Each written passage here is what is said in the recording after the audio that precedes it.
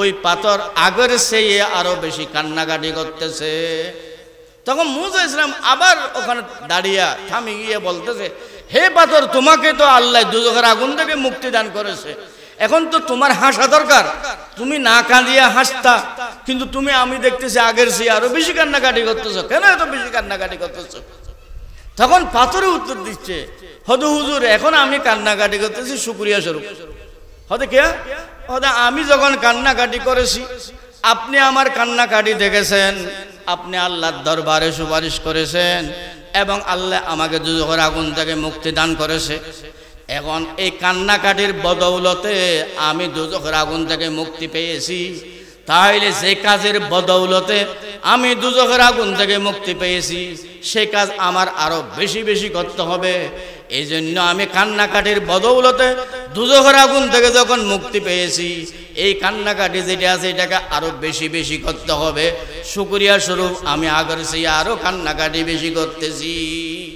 ওয়াবুদ রাব্বাকা হাত্তা ইয়াতিয়াকাল ইয়াকিন।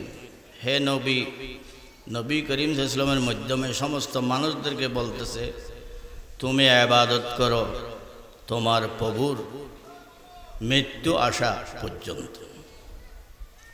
আল্লাহ রাব্বুল আলামিন এই আয়াতের দ্বারা সারা পৃথিবীর মানুষকে নির্দেশ দিচ্ছেন, তোমরা ইবাদত করো মৃত্যু আসা পর্যন্ত। ইবাদত এটা মানুষকে আল্লাহ সৃষ্টি করেছেন, সৃষ্টিজীব 18,000 প্রকারের সৃষ্টিজীব সৃষ্টি করেছেন। সমস্ত সৃষ্টিজীব থেকে আল্লাহ রাব্বুল আলামিন দুইটা কাজ চেয়েছেন। একটা কাজ হলো তারা পানাহার করে, খাওয়া দাওয়া করে, আর একটা কাজ হলো পানাহার করে খাওয়া দাওয়া করিয়া মালিকের সেবা করো। মানব জাতি ছাড়া যত সৃষ্টিজীব আছে সমস্ত সৃষ্টিজীব তারা পানাহার করে এবং পানাহার করিয়া মালিকের সেবা করে। কোরআন মজিদের মধ্যে আল্লাহ রাব্বুল আলামিন বলেছেন, হুয়াল্লাযী খালাকা লাকুম মা ফিল আরদি জামিআ। ওই আল্লাহ যিনি তোমাদের সেবার জন্য, তোমাদের উপকারের জন্য জমির মধ্যে যত জিনিস আছে সব সৃষ্টি করেছেন। তাহলে জমিনের মধ্যে যত জিনিস আল্লাহ রাব্বুল আলামিন সৃষ্টি করেছেন, সমস্ত সৃষ্টিজীব মানব জাতির সেবার জন্য সৃষ্টি করেছে। তাহলে মানব জাতিকে আল্লাহ সৃষ্টি করেছেন কি কাজের জন্য? তারাও মানব জাতি পানাহার করবে, খাওয়া দাওয়া করবে, আবার পানাহার করে খাওয়া দাওয়া করি আল্লাহর ইবাদত করে। যে মানব জাতির সেবার জন্য সারা দুনিয়ার জিনিসকে আল্লাহ লাগাই দিয়েছে। দুনিয়ার এই জমির মধ্যে যত জিনিস আছে, গাছপালা যত জিনিস আছে, এই সৃষ্টিজীব এগুলি সব মানব জাতির সেবার জন্য আল্লাহ সৃষ্টি করেছে। তাইলে এত জিনিস আয়োজন করেছেন আল্লাহ, এই সৃষ্টিজীবগুলি সৃষ্টি করেছেন মানব জাতির সেবার জন্য। তাহলে মানব জাতি শুধু কি পানাহার করার জন্য আল্লাহ সৃষ্টি করেছেন? পানাহার করার জন্য সৃষ্টি করেন নাই, তারা পানাহার করিয়া আল্লাহর ইবাদত করে। এখন আমাদের এখানে অনেকে প্রশ্ন করে, ও দুনিয়ার এখানে জমির মধ্যে যত সৃষ্টিজীব আছে সব সৃষ্টিজীব মানব জাতির সেবা করে। এখন আমরা দেখতেছি অনেক সৃষ্টিজীব আছে জমির মধ্যে যেগুলি মানব জাতির সেবা করে না, মানব জাতিকে আরো কষ্ট ক্ষতি করে। যেমন সাপ আছে, সাপ আল্লাহ রাব্বুল আলামিন সৃষ্টি করেছেন, সাপ মানব জাতিকে পাইলে কামড়, এবং সাপে কামড় দিলে অনেক সময় মানুষ মারা যায়। বিশ্ব মানব জাতিকে কামড়, তো এরা মানব জাতির কি সেবা করতেছে? আসলে এই যে সাপ, বিশ্ব, এগুলিও মানব জাতির সেবার জন্য আল্লাহ সৃষ্টি করেছে। যদিও এই সৃষ্টির উদ্দেশ্য কি আমরা জানি না, এই যে মানব জাতি নিঃশ্বাস ফেলে এবং নিঃশ্বাস গ্রহণ করে, মানুষের জীবন এটার উপর, নিঃশ্বাস ফেলা আবার নিঃশ্বাস গ্রহণ করা। এখন যদি কেউ যদি নিঃশ্বাস ফেলছে আবার গ্রহণ করতে পারতেছে না, তাহলে মানুষ ওইটা মারা যাবে। তাহলে মানুষের এই যে জীবন হায়াত, এটা হইল নিঃশ্বাস ফেলানো এবং নিঃশ্বাস গ্রহণ করার উপর। মানুষ যখন বলে নিঃশ্বাস ফেলে, তার পেটের ভিতর সব বিষ যেগুলি জমা হয়েছে, ওই বিষগুলি নিঃশ্বাস ফেলানোর মাধ্যমে বাহির হয়ে যায়। এবং এই যে বিষগুলি মানব জাতির ভিতর থেকে নিঃশ্বাস ফেলানোর মাধ্যমে বাইর হচ্ছে, সেগুলি এখানে যদি আবহাওয়ার মধ্যে যদি থাকে, তাহলে আবহাওয়া বিষাক্ত হয়ে যাবে। এখন আবহাওয়া যখন বিষাক্ত হয়ে যাবে, আবার মানব জাতি আরেকটা নিঃশ্বাস নিচ্ছে, তখন পেটের ভিতর বিষ ঢুকবে। বিষ ঢুকলে মানুষ এটা মারা যাবে। এই জন্য আল্লাহ রব্বুল আলামিন সাপকে সৃষ্টি করেছেন। মানুষে যে নিঃশ্বাস ফেলে, নিঃশ্বাসের মাধ্যমে মানুষের পেট থেকে যে বিষ বাইর হয়, সেই বিষ গ্রহণ করার জন্য আল্লাহ সাপকে সৃষ্টি করেছে। এখন ওই সাপ মানুষের ভিতর যে বিষ পেটের ভিতর ছিল, নিঃশ্বাসের মাধ্যমে বাইর হয়েছে, সেটা যখন বাইর হয়েছে, তখন সাপে ওইটাকে গ্রহণ করেছে। সাপে যখন গ্রহণ করবে, তাহলে ওই বিষগুলি সাপে গ্রহণ করার কারণে আবহাওয়া আর বিষাক্ত হবে না। এখন আবহাওয়া যখন বিষাক্ত হবে না, আবার মানুষটা যদি আবার নিঃশ্বাস গ্রহণ করে, তাহলে পেটের ভিতর ভালো আবহাওয়া যাবে, বিষ যাবে না, তখন মানুষটা ঠিক থাকে। আল্লাহ রাব্বুল আলামিন এই সাপকে সৃষ্টি করেছেন, এই যে বিষ যেটা মানব জাতির পেট থেকে বাইরে হচ্ছে নিঃশ্বাসের মাধ্যমে, সেটাকে গ্রহণ করা। তাহলে এইটা হলো আল্লাহর রহমত, দয়া। যদি সাপকে সৃষ্টি না করতেন, তাহলে যদি এখানে বিষ যদি গ্রহণকারী সাপ না থাকতো, তাহলে মানুষ আরেকটা নিঃশ্বাস যখন পেটের মধ্যে নেবে, তখন পেটের ভিতর বিষ ঢুকবে, তখন মানুষটা মারা যাবে। এক এলাকাতে সাপে খুব অত্যাচার করতেছে। যখন অত্যাচার করতেছে, ওই এলাকার মানুষেরা সাপ বাদ্যা লাগাইয়া সাপ তালাশ করিয়া সব মারি ফেলেছে। সব যখন মারি ফেলেছে, কিছুদিন পর দেখা যাচ্ছে ওখানে মানুষ শুধু মারা যাচ্ছে। ওই এলাকাতে হাজার হাজার মানুষ প্রতিদিন মারা যাচ্ছে। তখন এলাকার মানুষেরা খুব চিন্তিত হয়েছে, আমাদের এলাকাতে এত মানুষ কেন দৈনন্দিন মানুষ মারা যাচ্ছে, বেশি বেশি মানুষ মারা যাচ্ছে। তখন তারা কিছু বুঝতে না পারিয়া বাহির থেকে বৈজ্ঞানিক আনিয়া রিসার্চ করাইয়াছে, আমাদের এলাকাতে মানুষ কেন মারা যায়, আপনারা রিসার্চ করেন, গবেষণা করেন। তখন বৈজ্ঞানিক আসিয়া যখন রিসার্চ করছে, গবেষণা করছে, তারা রিপোর্ট দিয়েছে, পেয়েছে গবেষণা করিয়া, তোমাদের এই এলাকাতে সাপ নেই। সাপ না থাকার কারণে মানুষে যে নিঃশ্বাস ফেলে, পেট থেকে বিষ বাইর হয়, আবহাওয়া বিষাক্ত হয়ে যায়। অমুক মানুষে নিঃশ্বাস ফেলে, পেট থেকে বিষ বাইর হয়, আবহাওয়া বিষাক্ত হয়ে যাচ্ছে। এখন এই বিষগুলি গ্রহণ করার জন্য সাপ না থাকার কারণে আবার মানুষ যখন নিঃশ্বাস গ্রহণ করতেছে, পেটের ভিতর বিষ ঢুকতেছে, মানুষ মারা যাচ্ছে। তখন আবার বলে ওই এলাকাতে বাহির থেকে প্লেনে করি আবার সাপ সাপ্লাই দেওয়া হলো। প্লেনে সাপ যখন সাপ্লাই দেওয়া হলো, তখন ওই এলাকাতে মানুষ মরা কমে গেছে। তবে মুসলমানও এই যে আল্লাহ রব্বুল আলামিন সাপকে সৃষ্টি করেছেন মানব জাতির সেবার জন্য, যদিও আমরা বুঝতে পারতেছি না। রব্বানা মা খালাকতা হাযা বাতিলা, আয় আল্লাহ, আপনি এগুলি আমরা যে সাপ বিচ্ছু সৃষ্টি করেছেন দেখতেছি, অযথা সৃষ্টি করেছেন মনে হচ্ছে। আসলে আপনি এগুলি অযথা সৃষ্টি করেন নাই, এগুলিও মানব জাতির সেবার জন্য আল্লাহ সৃষ্টি করেছেন। এই জন্য আল্লাহ রব্বুল আলামিন বলেছেন, হুয়াল্লাযী খালাকা লাকুম মা ফিল আরদি জামিআ, ওই আল্লাহ যিনি জমির মধ্যে যত জিনিস আছে সমস্ত জিনিস মানব জাতির সেবার জন্য সৃষ্টি করেছেন। তাহলে সমস্ত জিনিসকে মানব জাতির সেবার মধ্যে আল্লাহ লাগাই দিয়েছেন। তো সেই মানব জাতি কি শুধু পানাহার করার জন্য আল্লাহ সৃষ্টি করেছেন? পানাহার করবে, শুধু খাবে, ফুর্তি করবে, এই জন্য আল্লাহ মানব জাতিকে সৃষ্টি করেন নাই। মানব জাতিকে আল্লাহ সৃষ্টি করেছেন মহৎ কাজের জন্য, সেটা হলো আল্লাহর ইবাদত করার জন্য।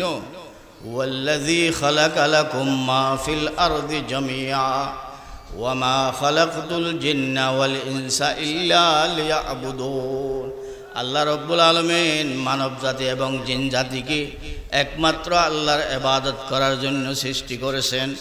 এই জন্য আল্লাহ রব্বুল আলামিন বলেছেন ওয়াবুদ রাব্বাকা হাত্তা ইয়াতিয়াকাল ইয়াকিন, তুমি তোমার প্রভুর ইবাদত করো মৃত্যু আসা পর্যন্ত। এখন ইবাদত কি জিনিস?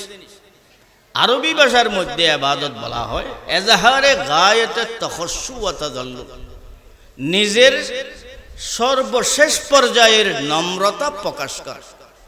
নিজের সর্বশেষ পর্যায়ের নম্রতা প্রকাশ করা, এটাকে ইবাদত বলা হয়। আমরা যে আল্লাহর কাছে সর্বশেষ পর্যায়ের নম্রতা প্রকাশ করতেছি, আল্লাহর হুকুম আহকাম যেগুলি আছে এগুলি মানতেছি, এবং আল্লাহ যেগুলি নিষিদ্ধ করেছেন এগুলি থেকে আমরা বিরত থাকতেছি, তাহলে আল্লাহর কাছে আমরা সর্বশেষ পর্যায়ের নম্রতা প্রকাশ করতেছি, এটা হলো ইবাদত।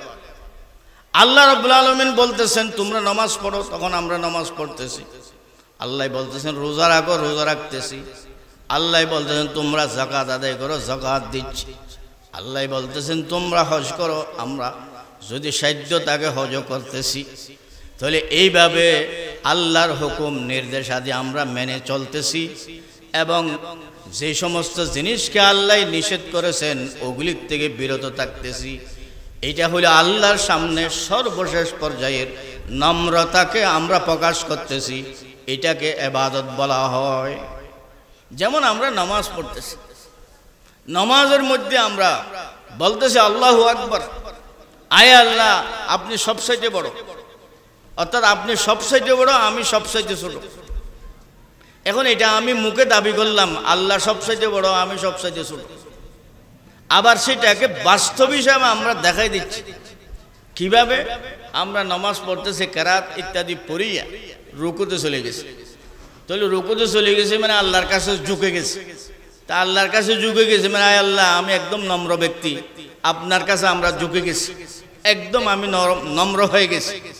এরপর যাই আবার রুকুর থেকে উঠিয়ে আমি সজদায় চলে গেলাম, একদম আমি মাটির সঙ্গে মিশ্রিত হয়ে গেলাম। তাহলে মাটি মিশ্রিত হয়ে গেছে আল্লাহর সামনে সজদার মধ্যে গিয়ে। তাহলে এটা আমি যে দাবি করছিলাম আপনি সবচাইতে বড়, আমি সবচাইতে ছোট, এটাকে আমি প্র্যাকটিক্যালি প্রকাশ করছি নামাজের মধ্যে, এটাকে কি বলা হয়? ইবাদত বলা হয়। এই জন্য আল্লাহ রাব্বুল আলামিন বলতেছেন তুমি তোমার প্রভুর ইবাদত করো মৃত্যু আসা পর্যন্ত। মানুষ কার কোন সময় মৃত্যু আসবে বলা যায় না। অনেকে বলে খোদা আমি এখন তো বয়স বেশি হয় নাই, অনেক সময় আছে, আমি এখন ফুর্তি করব এবং বিভিন্ন ধরনের ভ্রমণ করব, ফুর্তি করব, ইবাদত পরে বৃদ্ধকালে করবে। কিন্তু মুসলমানও কার কোন সময় মৃত্যু আসে, মৃত্যুর কোনো টাইম নেই, কোন সময় আসে কেউ বলতে পারে না। প্রত্যেক ব্যক্তি মৃত্যুর যে মজা স্বাদ আছে এটা গ্রহণ করবে। কুল্লু নাফসিন যায়িকাতুল মউত, প্রত্যেক মানুষ মৃত্যুর স্বাদ গ্রহণ করতে হবে, এবং মানুষ যেখানে থাকুক না কেন মৃত্যু তার সঙ্গে সাক্ষাৎ করবে। কোরআন মজিদের মধ্যে আল্লাহ রাব্বুল আলামিন বলেছেন আইনামা তাকুনু ইউদরিকুমুল মাউত ওয়ালাউ কুনতুম ফি বুরুজিম মুশাইয়াদা, তুমি যে জায়গায় থাকো না কেন তোমার সঙ্গে মৃত্যু সাক্ষাৎ করবে, যদিও তুমি যদি শক্ত কোঠা ঘরের মধ্যে আবদ্ধ থাকো, তারপরও ওখানে গিয়ে মৃত্যু সাক্ষাৎ করবে। হযরত সুলাইমান আলাইহিস সালামের জামানাতে আজরাইল আলাইহিস সালাম মানুষদেরকে দেখা দিয়ে আসছে। একবার সুলাইমান আলাইহিস সালাম নিজের সিংহাসনের মধ্যে বসেছেন, ওখানে সুলাইমান আলাইহিস সালামের সহচর যারা আছে, সাথীবৃন্দ, সাহাবী, তারা সবাই আছে, উপস্থিত আছে। হযরত আজরাইল আলাইহিস সালাম এসেছে। আজরাইল আলাইহিস সালাম শিয়া বসছে, মানুষও ওগুলি দেখতো আজরাইল আলাইহিস সালামকে সেই যুগে। তখন মানুষ একটা সুলাইমান আলাইহিস সালামের সামনে বসা আছে, অনেক মানুষ, ওখানে একটা ব্যক্তির দিকে গভীর দৃষ্টিতে দেখিয়েছে। এরপরে আজরাইল আলাইহিস সালাম নিজের কাছে চলে গেছে। যখন চলে গেছে সুলাইমান আলাইহিস সালামকে ওই ব্যক্তিটা বলতেছে হুজুর আজকে তো আজরাইল আলাইহিস সালাম আমার দিকে গভীর দৃষ্টিতে দেখেছে, হয়তো আমার শেষ অবস্থা, আর না হলে আজরাইল আমার দিকে এত রেনি কেন দেখেছে। হয়তো হুজুর আপনি একটা কাজ করেন, আপনার নির্দিষ্ট বাতাসে শুনে সুলাইমান ইসলামের নির্দেশ বাতাসও শুনত। অর্থাৎ আপনি বাতাসকে নির্দেশ দেন আমাকে যেন ভারতবর্ষের দ্বীপে ফেলে আসে, অর্থাৎ ফিলিস্তিন, সুলাইমান ইসলাম ওখানে ফিলিস্তিনে ছিল, ফিলিস্তিন থেকে ভারতবর্ষের দ্বীপে ফেলে আসে। তখন সুলাইমান ইসলাম বলতেছে, হাসতেছে, আচ্ছা তুমি বলতেছো যখন ঠিক আছে, আমি বাতাসকে নির্দেশ দিচ্ছি তোমাকে ভারতবর্ষের দ্বীপে ফেলে আসে। ওই ব্যক্তিকে ভারতবর্ষের দ্বীপে ফেলে আসা হয়েছে। ওকে যখন বাতাসে ভারতবর্ষের দ্বীপে আনছে ফিলিস্তিন থেকে, তখন আজরাইল ইসলাম আসিয়া ওখানে দেখা করেছে। আসিয়া বলতে তোমার মৃত্যুর টাইম হয়ে গেছে, আমি জান কবজ করে নিয়ে যাচ্ছি। তার জান কবজ করে নিয়ে গেছে। নিয়ে যাওয়ার পর আবার হযরত সুলাইমান ইসলামের দরবারে উঠেছে। সুলাইমান ইসলামের দরবারে যখন উঠেছে, সুলাইমান ইসলাম বলছে, কালকে আপনি আসছিলেন, আমার মেরা কশদ জোর জোর একে আবদানা দিগর খাকগুর। দুইটা জিনিস বলে মানুষদেরকে বেশি টানে, একটা হইল দানা এবং পানি, আর একটা হইল কবরের মাটি। যেখানে তোমার দানা পানি আছে, খাদ্য আছে, সেখানে যাইতে হবে, ও খাদ্যগুলি গ্রহণ করতে হবে। যেখানে তোমার কবরের মাটি হবে, সেখানে তোমার যাইতে হবে, ওখানে তোমার মৃত্যু হবে।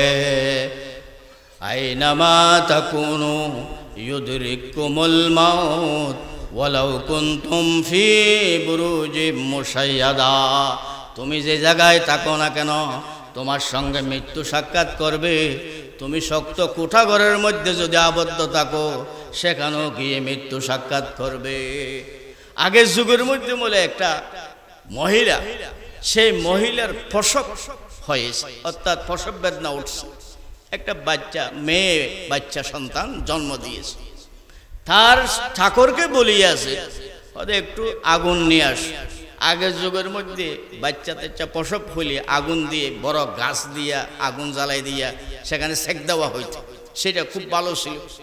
বর্তমান যুগে বিভিন্ন ওষুধের মাধ্যমে এগুলি মেয়েদের এগুলিকে কী করা হয়, চিকিৎসা করা হয়। কিন্তু ওই যে আগের যুগের মধ্যে একটা গাছ দিয়ে গুটটা দিয়ে ওখানে আগুন দিয়ে জ্বালাইয়া দিয়ে সেক দেওয়া হইতো, সেটা আঁতে তাড়াতাড়ি শুকাই যায়। তো সেই মেয়েটা বাচ্চা প্রসব করার পর নিজের চাকরকে বলছে আমার জন্য আগুন নিয়ে আস। সে ওখানে আগুন নেওয়ার জন্য গেছে, আগুন তালাশ করার জন্য। আগুন যখন তালাশ করতে গেছে, পথের মধ্যে এক ব্যক্তির সঙ্গে দেখা। সেই ব্যক্তি জিজ্ঞেস করতো, ওই তার থেকে যে একটা সন্তান হয়েছে, কি সন্তান হয়েছে? সে বলছে, চাকরে বলছে একটা মেয়ে সন্তান সে প্রসব করেছে। তখন ওই মানুষটা বলতেছে, যদি সেটা যদি মেয়ে সন্তান হয়, আমি সেই মেয়ে সন্তান সম্পর্কে দুইটা সংবাদ দেব, দুইটা খবর দেব। এক নম্বর খবর হইল, ওই মেয়েটা বড় হইলে তখন 100 জন বেগানা পুরুষের সঙ্গে জেনা করবে, ব্যভিচার করবে। 2 নম্বর সংবাদ হইল, ওই মেয়েটা যখন মারা যাবে, সে মাকড়ের যে সুম আছে, মাকড়ের পায়ের সুমের সঙ্গে লাগিয়া সে মারা যাবে। তখন চাকরে বলতেছে, এই মেয়েটা যেটা জন্ম হয়েছে, সে যখন 100 জন আলগা পুরুষের সঙ্গে বড় হলে জেনা করবে, তাহলে ওই মেয়েটা বাঁচি থাকে কি দরকার? সে একটা ছুরি আনিয়া তাড়াতাড়ি আসিয়া ছুরি তার পেটের মধ্যে, ওই বাচ্চার পেটের মধ্যে ছুরি চালাইয়া তারপর পালিয়ে চলে গেছে। এখন পালিয়ে যখন চলে গেছে, ওখানে বাচ্চার পেটের মধ্যে ছুরি চালাইয়েছে। তখন মা ওখানে খুব নম্র অবস্থায় ছিল, সে মা আস্তে আস্তে উঠিয়া ওই বাচ্চার পেট যেটা আছে এটা এরকম জোড়া লাগিয়ে দিয়েছে। আল্লাহর হুকুম, ওই মেয়েটা আর মারা যায় না, বাচ্চাটা মারা যায় না। পরবর্তীতে ওই মেয়ে বড় হয়েছে। বড় হওয়ার পর ওই ব্যক্তি যে ছুরি চালায় চলে গেছে, সে ওই এলাকাতে ছিল না, ওই দেশ থেকে আরেক দেশে চলে গেছে। সে আরেক দেশে থাকিয়া সেখানে অনেক টাকা পয়সা উপার্জন করিয়েছে। অনেক টাকা পয়সা উপার্জন করার পর সে আবার দেশে ফিরে এসেছে। যখন দেশে ফিরে এসেছে, বিদেশ থেকে অনেক মানুষ আসে টাকা পয়সা কামাইয়া এখানে বিবাহ শাদী করে। সে বলতেছে, আমি বেশি পয়সা কামাই আসছি যখন, তাহলে আমি এই দেশের সবচেয়ে সুন্দরী মেয়েকে বিবাহ করব। সে ঘোষণা দিয়েছে এবং তার জন্য সুন্দরী মেয়ে তালাশ করা হয়েছে। তালাশ করতে করতে একটা সুন্দরী মেয়ে পাওয়া গেছে, তার সঙ্গে বিবাহ আবদ্ধ হয়েছে, বিবাহ বন্ধনে আবদ্ধ হয়েছে। তারপর যখন তারা বিবাহ বন্ধনে আবদ্ধ হওয়ার পর স্বামী স্ত্রী প্রথম রাত যাপন করতেছে, স্বামী স্ত্রীর সঙ্গে, স্ত্রী স্বামীর সঙ্গে পরিচয় হচ্ছে। পরিচয় হইতে হইতে এই কথাই সাব্যস্ত হইল, ওই মেয়ে যে মেয়েকে সে ছুরি চালাই চলে গেছে, সেই মেয়েকে যে কি করিয়াছে, শাদী করিয়াছে। তখন এই কথা যখন সাব্যস্ত হইল, ওই ব্যক্তি বলতেছে, তুমি যদি সেই মেয়েটা হয়ে থাকো, তোমার সম্পর্কে দুটা সংবাদ।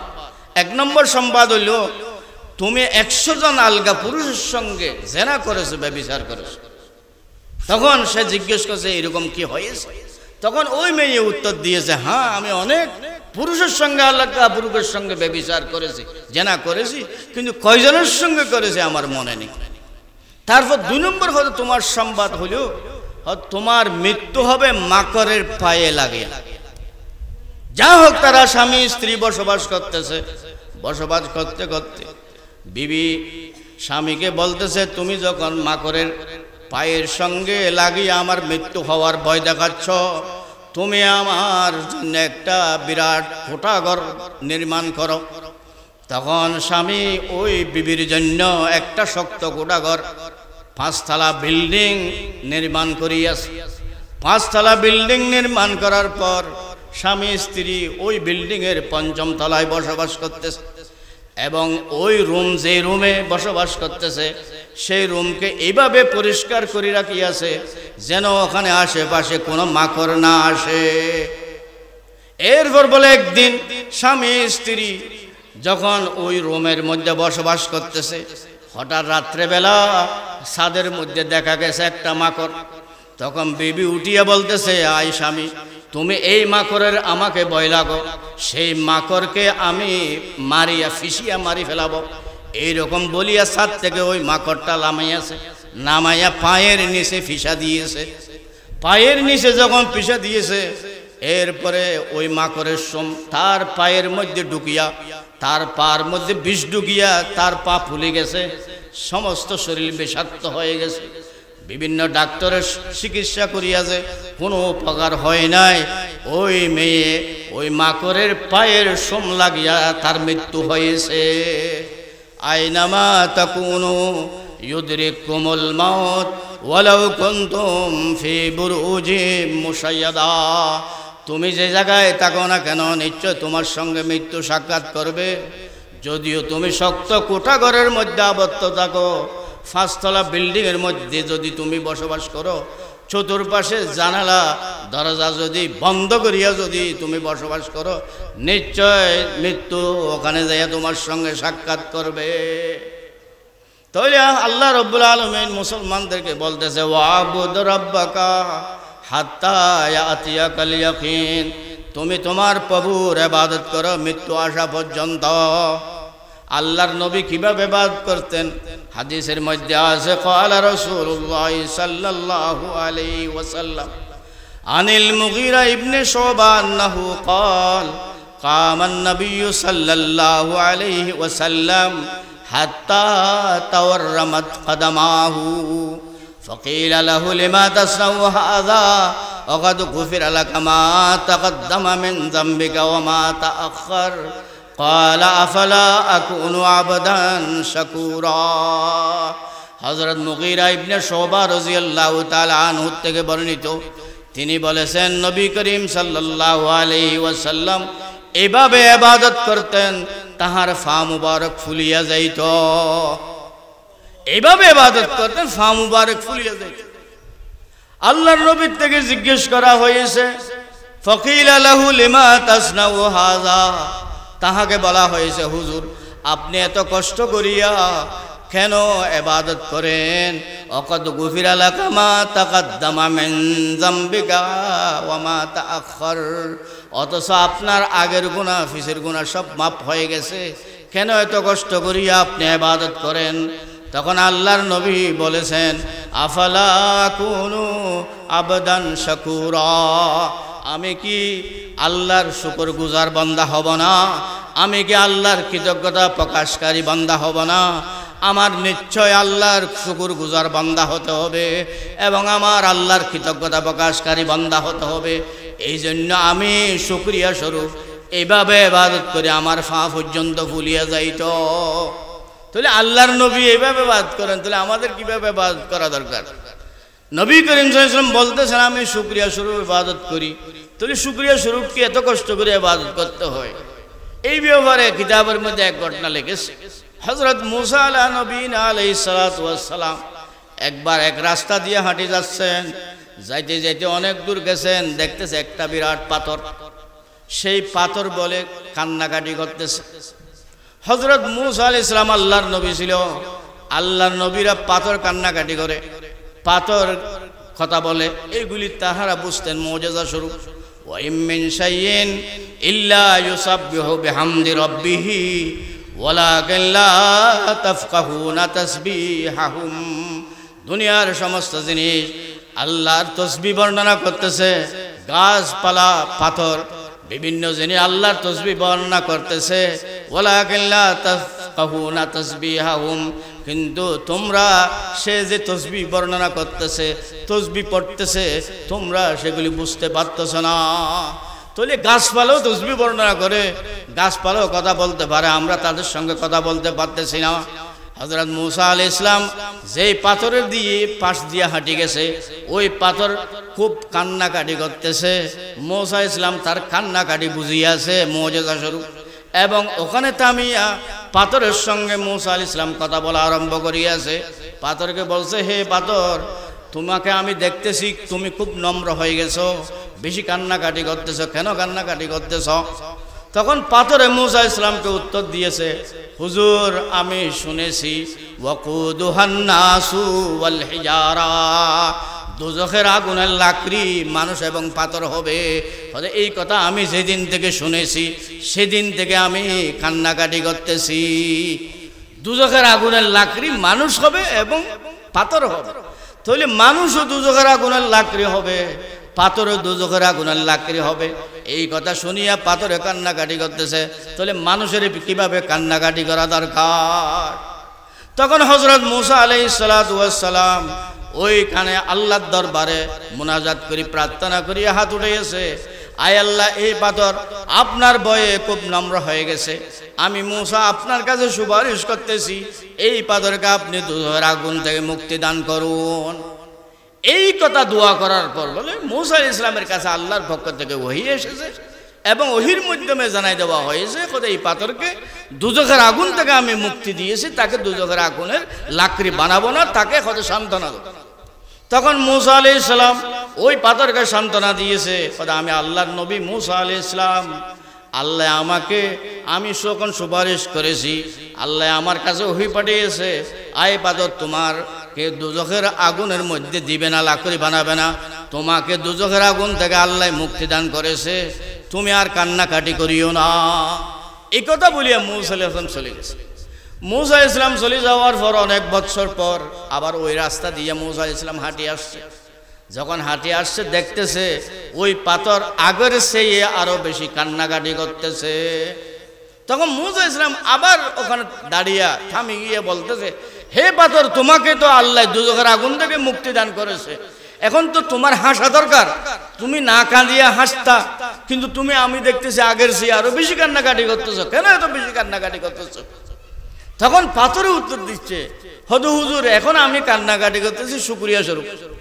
হতে কে হতে আমি যখন কান্নাকাটি করেছি আপনি আমার কান্নাকাটি দেখেছেন, আপনি আল্লাহর দরবারে সুপারিশ করেছেন, এবং আল্লাহ আমাকে দোজখের আগুন থেকে মুক্তি দান করেছে। এখন এই কান্নাকাটির বদৌলতে আমি দোজখের আগুন থেকে মুক্তি পেয়েছি, তাহলে যে কাজের বদৌলতে আমি দোজখের আগুন থেকে মুক্তি পেয়েছি সে কাজ আমার আরো বেশি বেশি করতে হবে। এই জন্য আমি কান্নাকাটির বদৌলতে দোজখের আগুন থেকে যখন মুক্তি পেয়েছি, এই কান্নাকাটি যেটা আছে এটাকে আরো বেশি বেশি করতে হবে। শুকরিয়া স্বরূপ আমি আগের চেয়ে আরো কান্নাকাটি বেশি করতেছি। আফালা আকুনু আবদান শাকুরা, প্রিয় নবী সাল্লাল্লাহু আলাইহি ওয়াসাল্লাম বলেছেন, আমি এত বেশি কষ্ট করে ইবাদত করি আমার পা পর্যন্ত ফুলিয়া যাইতো, এটা শুকরিয়া স্বরূপ। আল্লাহর নবীকে আল্লাহ যখন এত মর্যাদা দিয়েছে, আল্লাহর নবী হলেও সারা দুনিয়ার দুজাহানের সরদার, তিনি যদি না হইতো এই দুনিয়াকে আল্লাহ সৃষ্টি করতো না, আসমান জমিনকে সৃষ্টি করতো না। লাউলাহু লামা খালাকাদ দুনিয়া, আল্লাহ যদি এই নবী করিম সাল্লাল্লাহু আলাইহি ওয়াসাল্লাম যদি না হইতো তাহলে আল্লাহ দুনিয়াকে সৃষ্টি করতো না এবং আসমান জমিকে সৃষ্টি করতো না। তাহলে আল্লাহর নবীর এত যখন মর্যাদা, আল্লাহর নবী বলতেছেন আমি আর শুকরিয়া স্বরূপ আল্লাহ যখন আমাকে মর্যাদাশীল করিয়াছেন, তাহলে আমি শুকরিয়া স্বরূপ আল্লাহর ইবাদত বেশি বেশি ইবাদত করি। আল্লাহর নবী সমস্ত যত সৃষ্টিজীব আছে সমস্ত মানুষ থেকে বলে সবচাইতে বুদ্ধিমান, আকলমান নাস, আকলমান বুদ্ধিমান হলেও আল্লাহর নবী।